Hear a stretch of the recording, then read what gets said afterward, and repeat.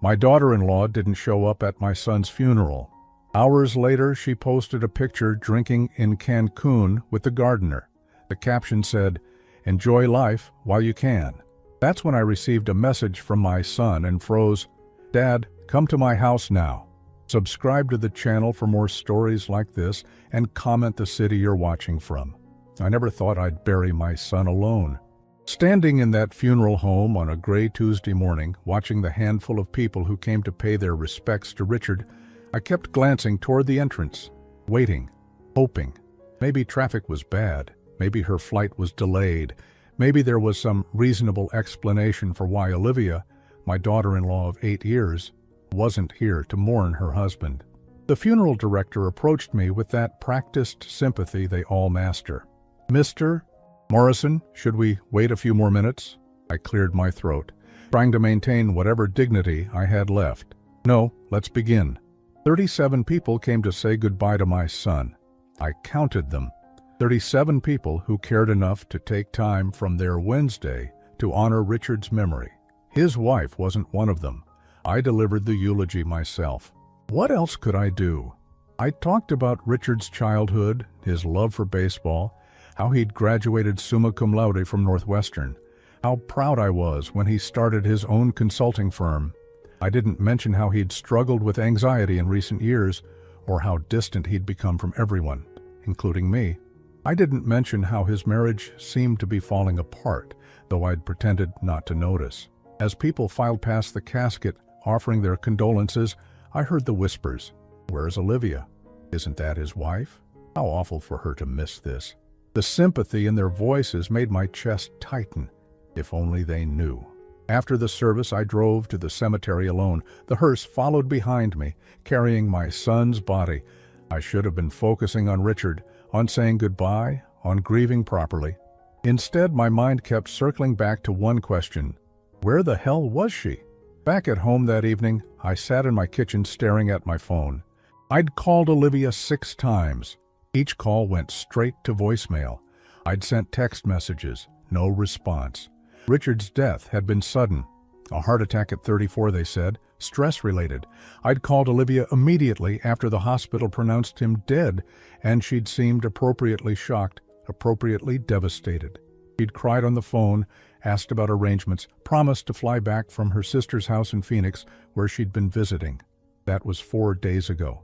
I opened my laptop and did something I'd never done before. I checked social media. Richard had always been private about his personal life, and I'd never been one for Facebook or Instagram. But grief makes you do strange things. I found Olivia's Instagram account easily enough. Her profile picture was still her and Richard from their anniversary dinner last year, both smiling, his arm around her shoulders. She looked radiant in that photo. Blonde hair perfectly styled, green eyes bright with happiness, or what I'd thought was happiness. I scrolled down through her recent posts, my heart pounding for reasons I couldn't yet name. Photos from Phoenix, dinners with her sister, shopping trips, all posted after Richard's death, all showing a woman who looked anything but grief-stricken. Then I found it. Posted 3 hours ago while I was delivering my son's eulogy was a photo that made my blood turn to ice. Olivia, in a bright red bikini, cocktail in hand, standing on a beach with crystal blue water behind her. She was laughing, her head thrown back, completely carefree. Next to her stood a man I recognized, Miguel, the gardener who'd been working on their landscaping for months. His arm was around her waist, and they were both grinning at the camera. The location tag read, Cancún, Mexico. The caption made my hands shake. Life's too short not to live it. Cheers to new beginnings. I stared at that photo for 20 minutes, reading and rereading those words. While I stood over my son's grave, throwing dirt on his coffin, his wife was toasting new beginnings in Mexico with another man. The comments were even worse. Friends congratulating her on the trip, asking if she was finally happy, telling her she deserved this. One comment from her sister made my stomach turn. "So glad you're done with all that drama. Miguel is perfect for you." Done with all that drama. My son's death was drama to be done with. I closed the laptop and walked to the liquor cabinet, something I rarely did. I poured 3 fingers of whiskey and sat back down, trying to process what I'd seen. 8 years of marriage, 8 years of family dinners, holidays, birthdays. I'd watched Olivia become part of our family, had grown to care for her like a daughter. I'd even defended her to Richard when their fights got bad, telling him that marriage required patience and understanding. What a fool I'd been. My phone buzzed, a text message from an unknown number, but somehow I knew exactly who it was before I even looked. "Dad, come to my house now. We need to talk. Don't tell anyone. Richard." I dropped the phone. It clattered on the kitchen floor, the screen cracking, but I barely noticed. My hands were shaking so violently I could barely pick it up again. I read the message 3 times, then 4, then 5. It had to be some kind of mistake. A cruel joke, someone who'd gotten hold of Richard's phone. But the number was different, and who would do something so sick? I grabbed my car keys with trembling fingers. I had to see for myself.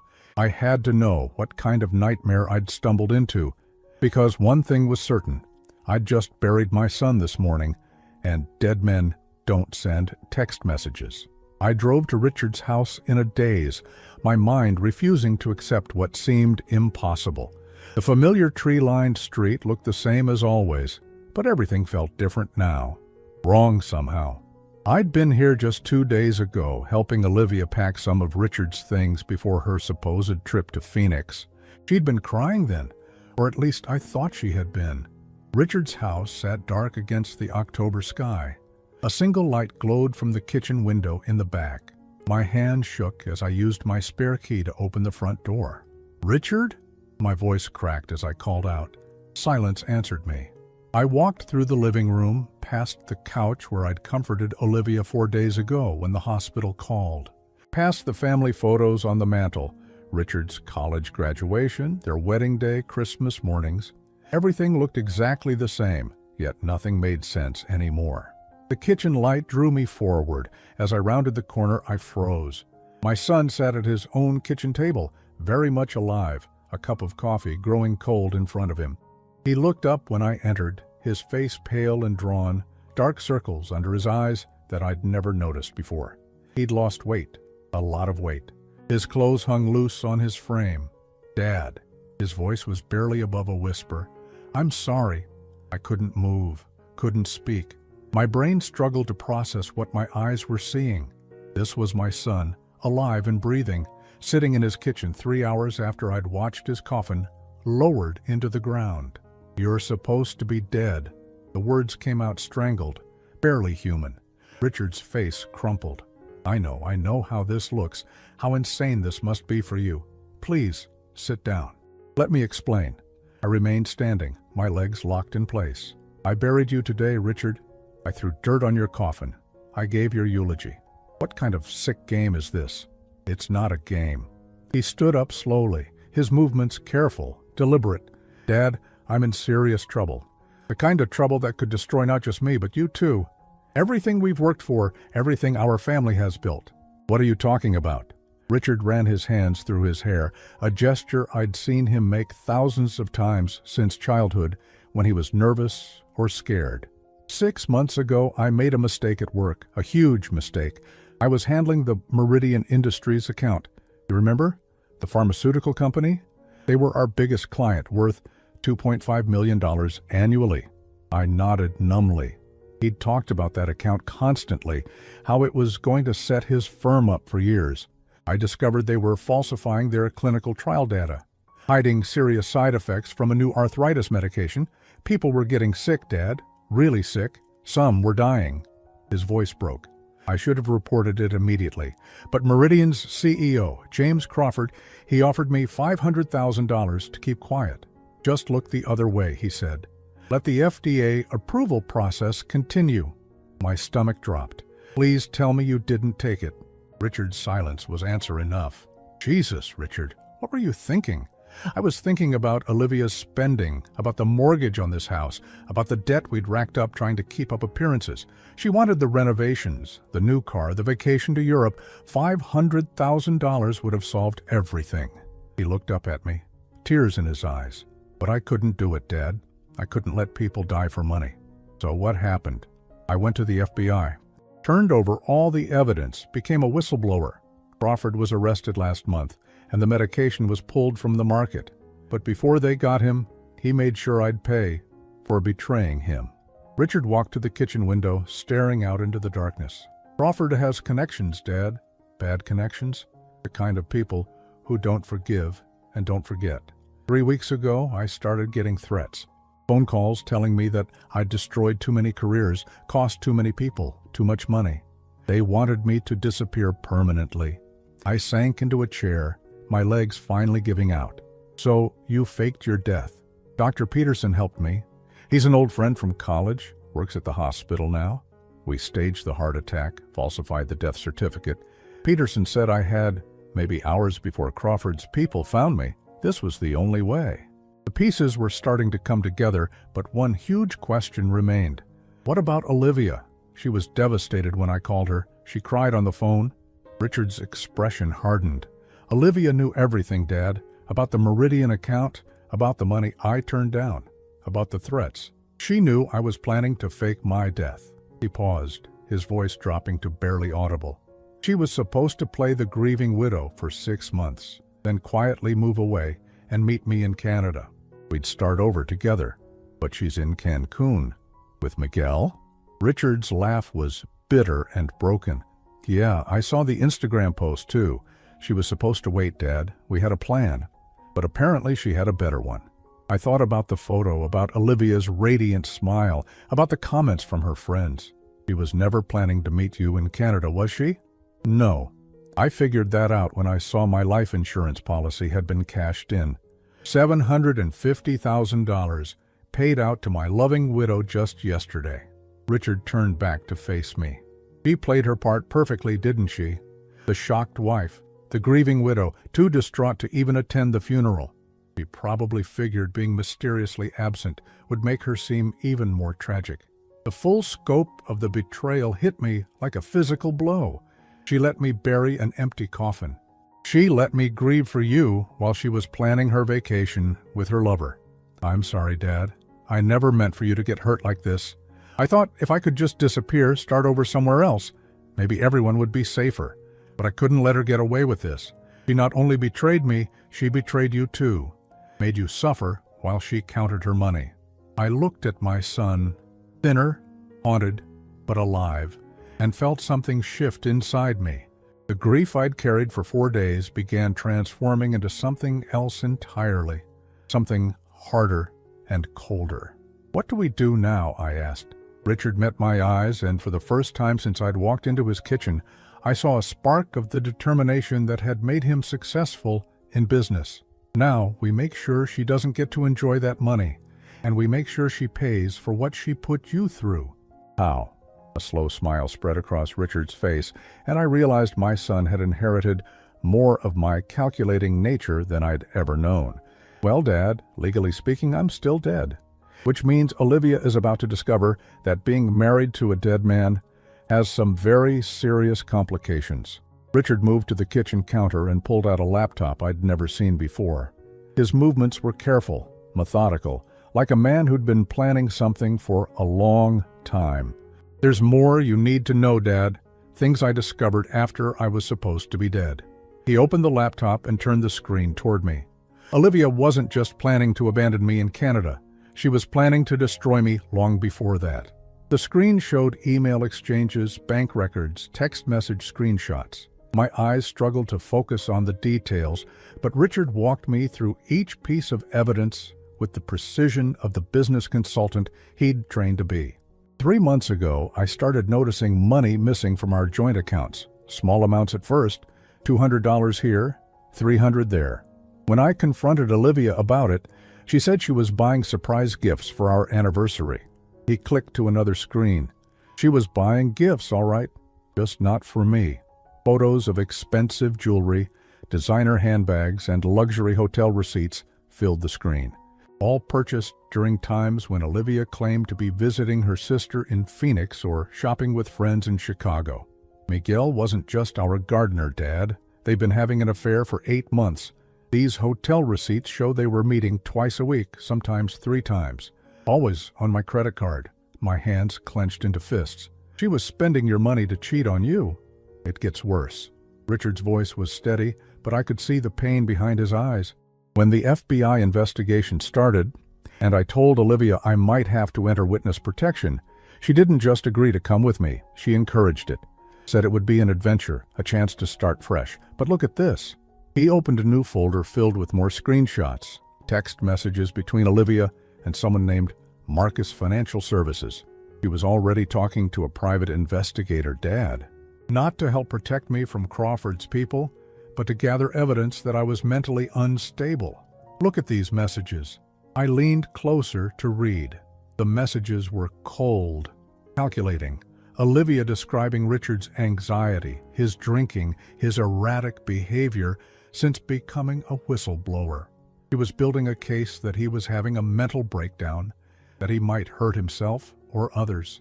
She was going to have me committed? Worse than that? She was setting up a scenario where my death would look like suicide.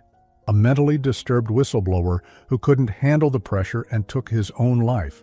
She even researched how to make it look like I'd been planning it for months. Richard clicked to another file. Financial documents showing Olivia had taken out additional life insurance policies on him without his knowledge.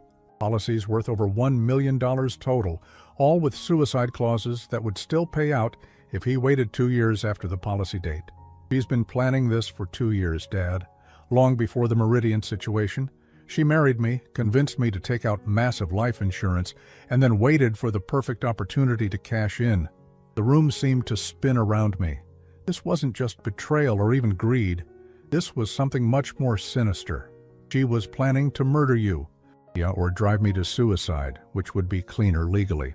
The private investigator was documenting everything to support her story. Stressed businessman, money problems, legal troubles, history of depression. It would have been an open and shut case. I stood up abruptly, pacing to the window. Outside, the neighborhood looked peaceful, normal. Inside this kitchen, I was learning that my daughter-in-law was essentially a predator who'd spent years planning to kill my son for money. But then you faked your death first. Dr. Peterson's plan gave me an unexpected advantage. Olivia thought she'd won. She got her insurance money without having to commit actual murder. She could play the tragic widow, collect her payoff, and start her new life with Miguel without any blood on her hands. Richard pulled up another screen showing bank activity. She wasted no time. Insurance money deposited on Monday, $50,000 transferred to Miguel's account on Tuesday. Plane tickets to Cancún purchased Wednesday morning. She was out of the country before my body was even cold. Except your body was never cold because you were never dead. Exactly. And here's where it gets interesting. Richard's expression shifted, becoming more calculating. Olivia doesn't know that I'm alive, but she also doesn't know that I found all this evidence before I died. She thinks she covered her tracks perfectly. He opened a new folder labeled Insurance Fraud Evidence. The contents made my breath catch. Richard had documented everything. The forged applications, the unauthorized policies, the payments to the private investigator, the affair with Miguel, even communications showing Olivia had researched methods of murder that would look like accidents. She committed multiple felonies, Dad. Insurance fraud, conspiracy to commit murder, theft, adultery with financial implications for the divorce proceedings she was planning to avoid by becoming a widow. Richard closed the laptop. The question is, what do we do with all this information? I sat back down, my mind racing. We could go to the police, have her arrested for fraud. We could, but there's a problem with that approach. Richard leaned against the counter. If I reveal that I'm alive, I have to explain why I faked my death. Dr. Peterson could lose his license, maybe go to prison for falsifying records. The FBI witness protection people will be furious that I went off script, and Crawford's people will know exactly where to find me. So we're stuck. Not stuck. We just need to be smarter about this. Richard sat back down across from me. Olivia thinks she's won. She's got her money, her lover, and her freedom. She's probably planning to stay in Mexico for a few months, let the grief period pass, then come back and sell the house, liquidate everything else, and disappear forever. What's stopping her? Well, technically, she can't sell the house or access most of our shared assets while I'm legally dead. The estate has to go through probate, which takes months. But she's got the life insurance money, so she figures she can wait. Richard smiled grimly. What she doesn't know is that I documented her fraud before I died, and dead men can still file insurance claims disputes. I stared at my son, seeing a side of him I'd never witnessed before. The anxious, overwhelmed man I'd worried about for months had been replaced by someone harder, more strategic. What are you planning, Richard?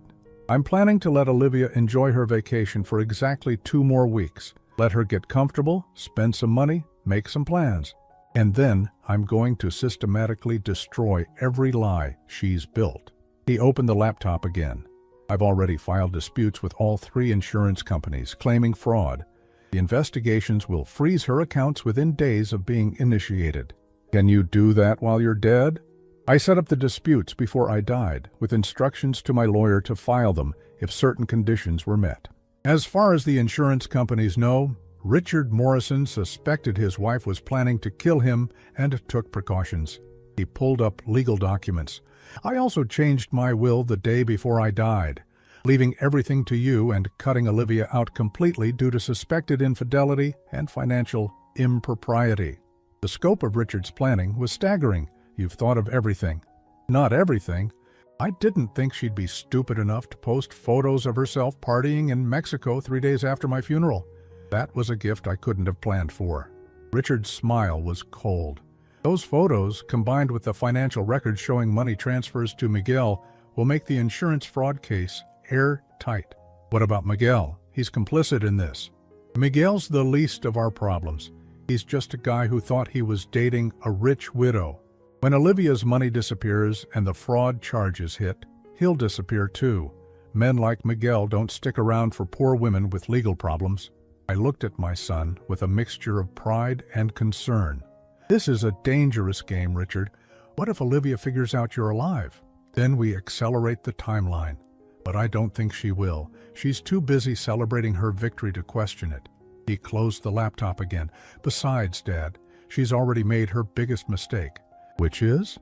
She underestimated both of us. She thought you were just a sad old man who'd grieve quietly and never ask questions. She thought I was too weak and anxious to ever fight back. Richard's eyes hardened. She was wrong on both counts. I felt something settle in my chest. A calm determination I hadn't experienced in years. What do you need me to do? For now, just keep being the grieving father. Don't change anything about your routine. But in 2 weeks, when the insurance companies freeze her accounts and she comes running back, demanding answers, I need you to be ready. Richard met my eyes. Because that's when we spring the trap. And that's when Olivia learns that some games have consequences she never saw coming. The 2 weeks that followed were the longest of my life.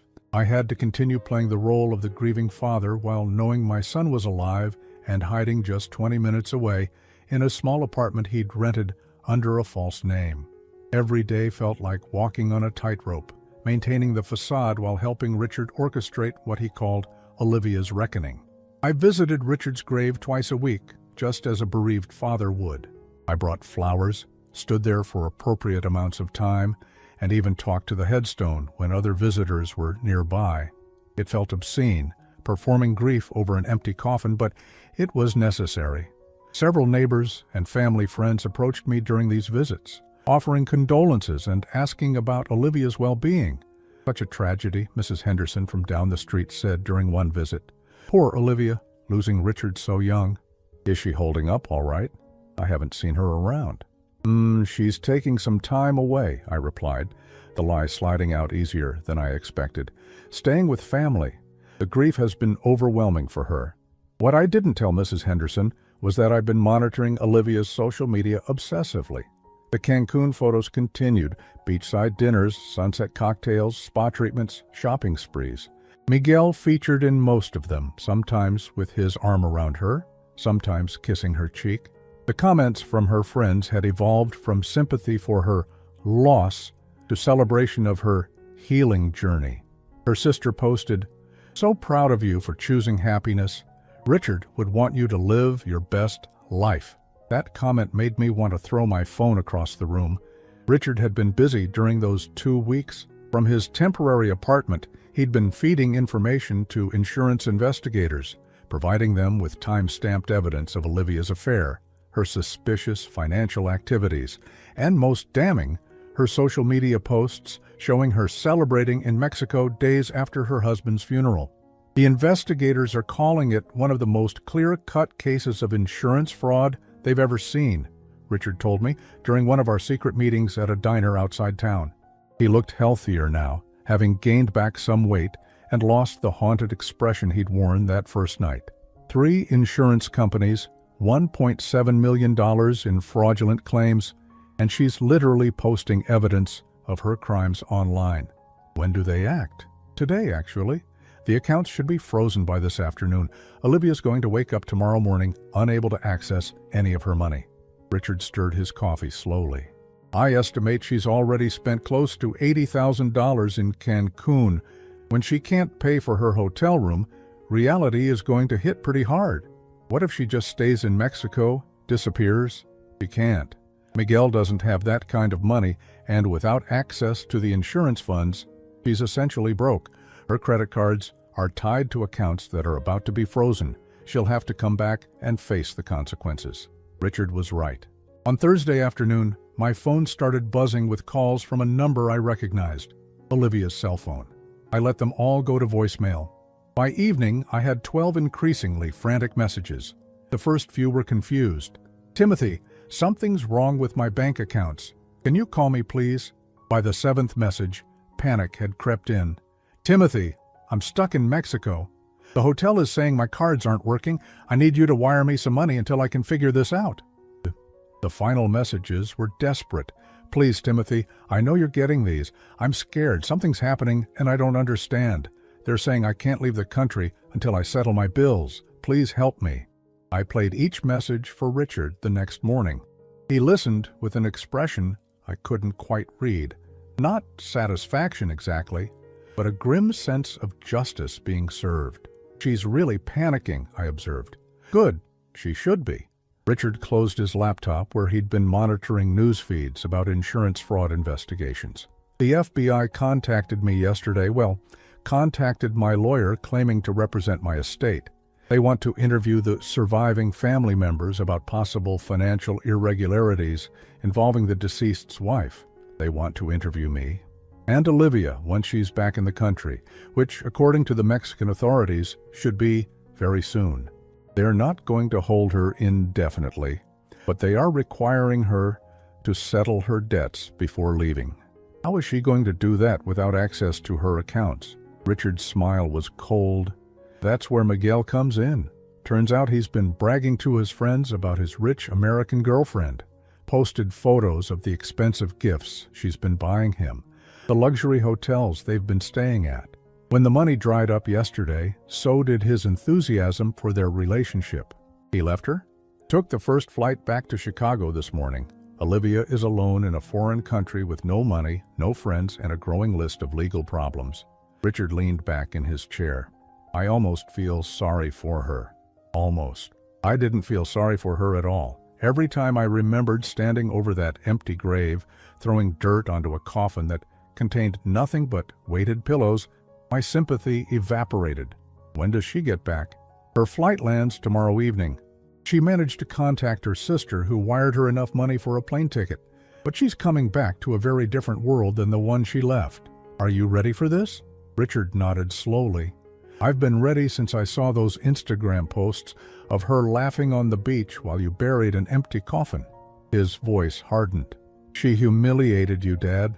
She made you grieve alone while she celebrated with her lover using money she stole from our family. That's not something I can forgive.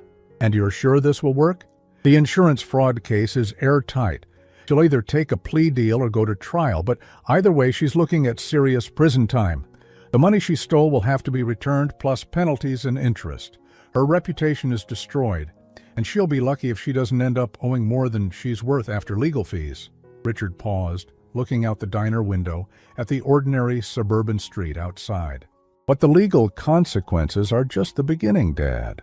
The real justice comes when she realizes that everyone knows what she did.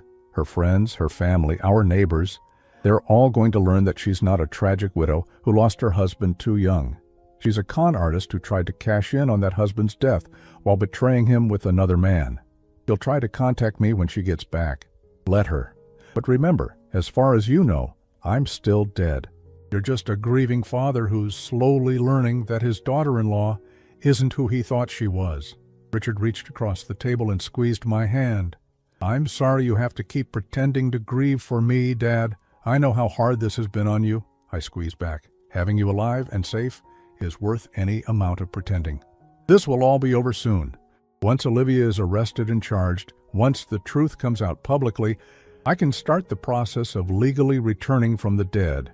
It'll be complicated, but Dr. Peterson has connections who can help smooth things over with the authorities. And then what? You can't go back to your old life. No, I can't. Richard Morrison will have to stay dead, at least officially.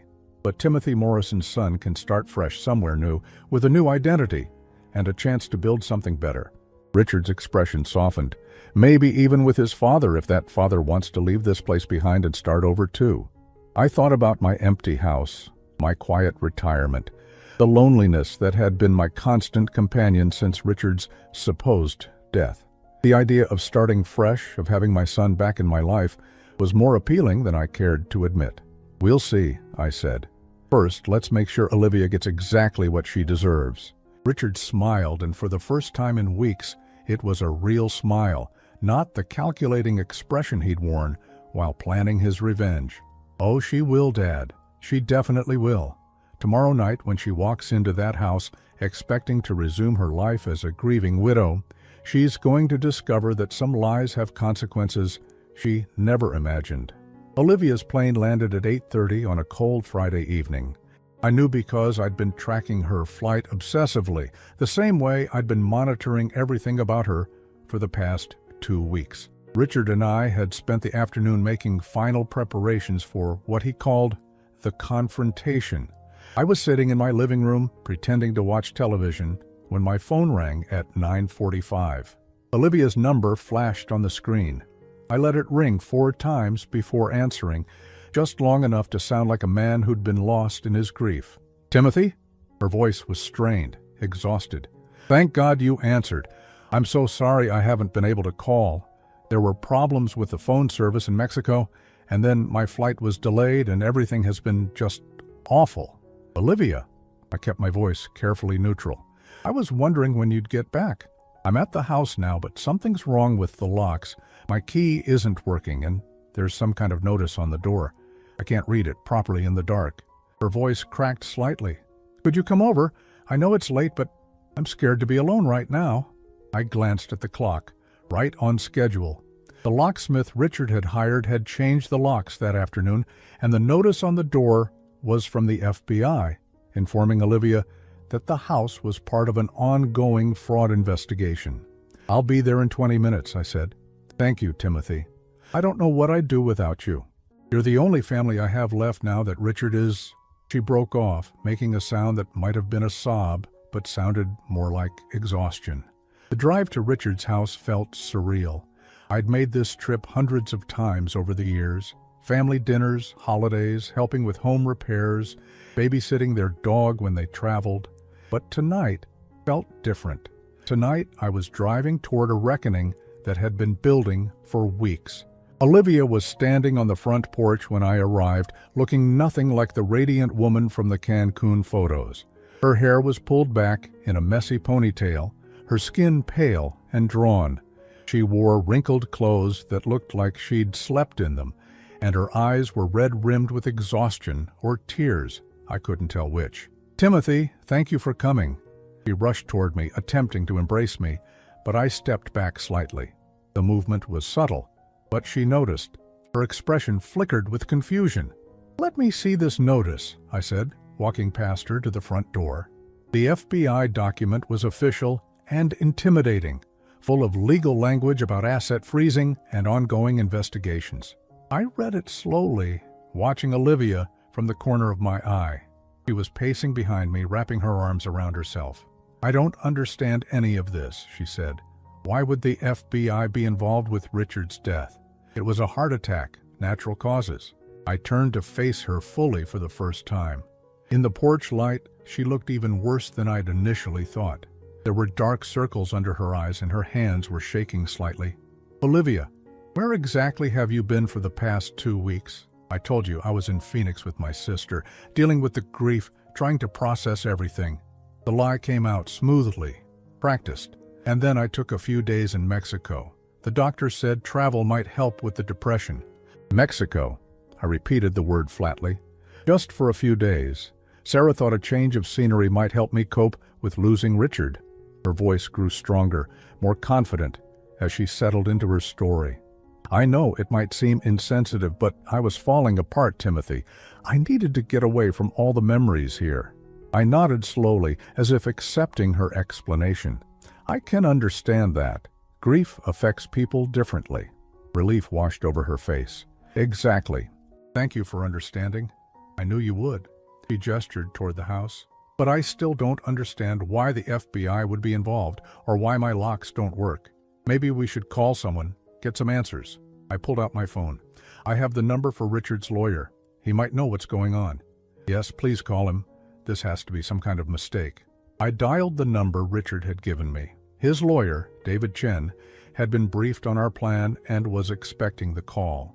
He answered on the second ring. "David, this is Timothy Morrison. I'm here at Richard's house with Olivia, and there's an FBI notice on the door about some kind of investigation." I paused, letting him speak. "Uh-huh, I see. When did this happen?" Olivia moved closer, trying to hear the other side of the conversation. I turned slightly away from her. "Insurance fraud?" I said, loud enough for her to hear clearly. "What do you mean, insurance fraud?" The color drained from Olivia's face. She grabbed my arm. "What's he saying?" I held up a finger, continuing to listen to David's explanation. "Multiple policies, unauthorized applications." I looked directly at Olivia. "David, Olivia is right here. She says she doesn't know anything about this." "Timothy, what is he talking about?" Olivia's voice was rising, panic creeping in. "He says the FBI has evidence that someone forged Richard's signature on several life insurance applications. Large policies that Richard supposedly took out without telling anyone." I watched her face carefully. "They think it might be connected to his death." "That's impossible. Richard died of a heart attack. The doctors confirmed it." I continued talking to David. "Financial irregularities? What kind of irregularities?" Another pause. "Account transfers to unauthorized recipients, suspicious spending patterns." Olivia's hands were shaking visibly now. "Timothy, tell him this is all a mistake. I don't know anything about insurance policies or financial irregularities." "David wants to know if you can account for your whereabouts over the past 2 weeks," I said to her. "The FBI apparently has questions about some large cash transactions that happened right after Richard's death." I was grieving. I was with my sister. But her voice lacked conviction now. "He says they also have questions about social media posts. Photos posted from, where did he say, Cancun?" I let the word hang in the air between us. Olivia's face went completely white. She took a step backward. "How do they know about Cancun?" The admission slipped out before she could stop it. I ended the fake call with David and put my phone away. "So you were in Cancun, not Phoenix, with your sister." I can explain that. After Phoenix, I needed more time to heal. Sarah suggested Mexico might be therapeutic, but she was floundering now, her story falling apart. Therapeutic. I repeated the word the same way I'd said Mexico earlier. "Was Miguel therapeutic too?" Her mouth opened and closed like a fish gasping for air. "How do you know about Miguel?" "The FBI showed me photos, Olivia. Photos of you in Cancun with another man. Photos posted on social media while I was standing over my son's grave, throwing dirt on his coffin." My voice was getting harder, colder. "Photos of you celebrating with your lover using money from Richard's life insurance." Tears started flowing down her cheeks, but they looked more like panic than genuine remorse. "Timothy, you don't understand. I loved Richard, but our marriage was complicated. He was distant, anxious all the time. Miguel was just a friend who helped me through a difficult period. A friend you were sleeping with for 8 months while married to my son. How do you—" She stopped, realizing she was only making things worse. "Look, I made mistakes, but Richard's dead, and nothing can change that. Can't we just move forward as family? I stared at this woman I'd welcomed into our family 8 years ago. This woman I'd defended to Richard when their fights got bad. This woman who'd stood in my kitchen 4 days after my son's death, crying in my arms about how much she missed him. You're right about one thing, Olivia. Nothing can change the past. Nothing can change the fact that you let me bury my son alone while you were partying with your boyfriend in Mexico. I turned toward my car. The FBI will be in touch. I suggest you get a good lawyer. Timothy, wait, please, you have to help me. I don't have anywhere else to turn. I stopped and looked back at her one last time. You should have thought about that before you decided to cash in on Richard's death. I drove away, leaving her standing alone on the porch of the house she could no longer enter. In my rearview mirror, I saw her collapse onto the front steps, her head in her hands. But I wasn't done yet. Neither was Richard. 20 minutes later, I pulled into the parking lot of Richard's temporary apartment. He was waiting by the window, and I could see the tension in his shoulders even from a distance. This was the moment we'd been building toward for 2 weeks. How did she look? He asked as I climbed the stairs to his second-floor unit. Terrified, exhausted, caught. I sat down heavily in his small living room. She tried to lie at first, but when I mentioned the FBI photos and Miguel, she fell apart. Good. She needs to understand that her actions have consequences. Richard was pacing now, nervous energy radiating from him. Tomorrow morning, she'll wake up to find FBI agents at whatever motel she's staying in. They'll arrest her on insurance fraud charges, and that's when the real consequences begin. Are you ready for what comes next? Richard stopped pacing and looked at me directly. Dad, I've been dead for 2 weeks. Tomorrow, I get to come back to life and watch the woman who betrayed us both face justice for what she's done. His expression was grim but determined. I've never been more ready for anything in my life. Outside, snow began to fall, covering the parking lot in a thin layer of white. Tomorrow would bring the final act of our carefully orchestrated plan, and Olivia would learn that some betrayals carry a price she never imagined she'd have to pay. The FBI arrested Olivia at 6:30 on Saturday morning at the Budget Inn, where she'd spent the night. I wasn't there to witness it, but Richard had a contact in the bureau who called him with updates. She'd tried to run when they knocked on her door, he said, but there was nowhere to go in a motel room with one exit. Richard and I met at the same diner where we'd been planning this moment for 2 weeks.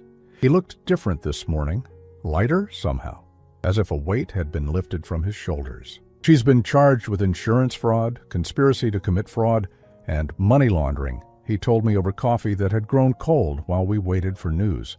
Bail was set at $500,000. Can she make bail? With what money? Her accounts are frozen, her credit cards are maxed out from the Cancún trip, and Miguel disappeared the moment her funds dried up. Her sister might try to help, but Sarah doesn't have that kind of cash lying around. I thought about Olivia sitting in a jail cell, probably still wearing the wrinkled clothes she'd traveled in. 2 weeks ago, I might have felt sorry for her. Now I felt nothing but a cold satisfaction that justice was finally being served. When do you come back from the dead? Richard smiled, the first genuine smile I'd seen from him since this whole nightmare began. This afternoon, Dr. Peterson has everything arranged with the hospital administration and the police. The official story is that there was a mix-up with patient identification, that Richard Morrison was in a coma rather than dead, and that he's made a miraculous recovery. Where will anyone believe that? It doesn't matter if they believe it. What matters is that it's legally documented and medically supported. Dr. Peterson has colleagues who will swear to the confusion, and the hospital's lawyers have already agreed to treat it as a medical error rather than fraud. Richard leaned forward. The beauty of it is that once I'm officially alive again, all of Olivia's insurance claims become void automatically. She'll owe back every penny she collected, plus interest and penalties. She'll go to prison. For a long time. David thinks she's looking at 10 to 15 years, especially if she refuses to cooperate with the investigation into the other fraudulent policies. Richard's expression hardened. And she'll cooperate, because she's going to learn some very interesting information about her boyfriend, Miguel. What kind of information? Miguel wasn't just a gardener having an affair with a married woman. He's been running a long con targeting lonely wives in wealthy suburbs. Olivia is the third woman he's seduced and convinced to defraud their husband's life insurance. The FBI has been tracking him for 18 months. The scope of Olivia's stupidity was staggering. She thought she was playing Richard, but Miguel had been playing her all along. She was just another mark. Exactly. Miguel probably encouraged her to take out those extra insurance policies, helped her research ways to make Richard's death look natural, maybe even suggested the mental instability angle. Richard shook his head. She thought she was the predator, but she was just prey for a bigger predator. Where is Miguel now?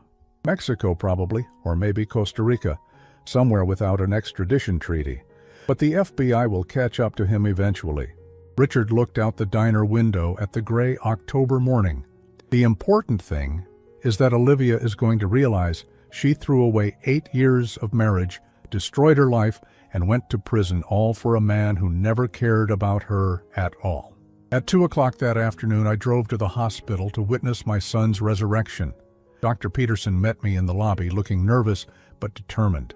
He was risking his career to help Richard, but he'd explained that he couldn't stand by and watch a good man be destroyed by a predatory wife.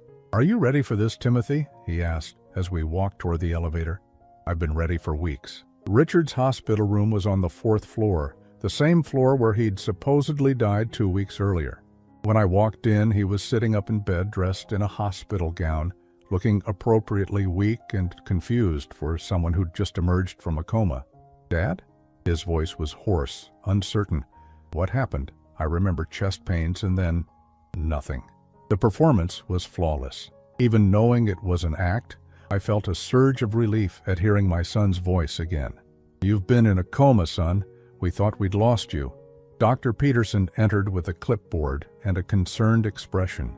"Mr. Morrison, I need to explain what happened. There was a significant medical error involving patient identification. Your son was never actually deceased. He was in a catatonic state that mimicked death, but our monitoring equipment malfunctioned, and several staff members made critical errors in diagnosis. But we had a funeral," I said, playing my part. "I know, and I cannot apologize enough for the trauma this has caused your family. The hospital will cover all costs associated with the error, and we're conducting a full investigation into how this happened." Richard squeezed my hand weakly. "Dad, I'm so sorry. I can't imagine what you've been through. What matters is that you're alive." I looked at Dr. Peterson. "When can he go home?" "A few more days of observation, just to make sure there are no lingering effects from the coma." Dr. Peterson made notes on his clipboard. "I'll also need to contact your son's wife. She should know about his recovery immediately." "About that," I said carefully. "Olivia was arrested this morning, insurance fraud." Richard's eyes widened in genuine surprise, or a perfect imitation of it. "Arrested? What are you talking about?" "While you were in your coma, she filed multiple life insurance claims. Apparently, she'd taken out several policies without your knowledge and was trying to collect on them." I watched Richard's face carefully. "The FBI says she was working with someone else, a man named Miguel." "Miguel? Our gardener?" Richard's confusion looked absolutely authentic. "Dad, I don't understand any of this." Dr. Peterson cleared his throat. "Perhaps we should let Mr. Morrison rest.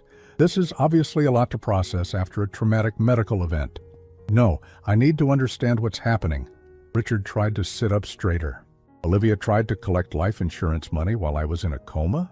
She thought you were dead, son. We all did, because of the hospital's error. But apparently, she'd been planning this for a long time." I pulled out my phone and showed him screenshots of Olivia's social media posts from Cancun. "While I was planning your funeral, she was in Mexico with Miguel, celebrating what she thought was her newfound freedom." Richard stared at the photos, his face cycling through shock, hurt, and anger. "She was cheating on me for 8 months, according to the FBI, and she was trying to steal money by pretending I was dead." "She wasn't pretending, Richard. As far as she knew, you really were dead. She just didn't seem very broken up about it." I put the phone away. "The FBI has evidence that she was planning this long before your medical emergency. She may have even been hoping something would happen to you." Richard leaned back against his pillows, looking devastated. 8 years of marriage, Dad. 8 years, and she was planning to cash in on my death. I'm sorry, son. I know this isn't what you want to hear while you're recovering. No, I need to know the truth. Richard's voice grew stronger, more resolved. What happens to her now? Prison, most likely. The fraud charges alone could get her 10 years, and if they prove she was conspiring with Miguel to target other men, it could be much longer. Dr. Peterson checked his watch. I should let you both have some privacy. Mr. Morrison, I'll be back to check on you this evening.